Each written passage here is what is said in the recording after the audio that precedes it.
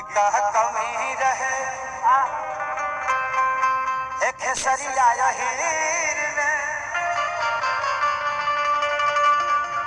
अरे नहीं खुद तकदीर ने जे जा।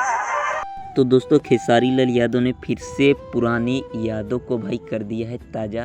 खेसारी लाल यादव ने क्या बोला है काजल राघवानी के बारे में भाई इस वीडियो में आपको दिखाएंगे।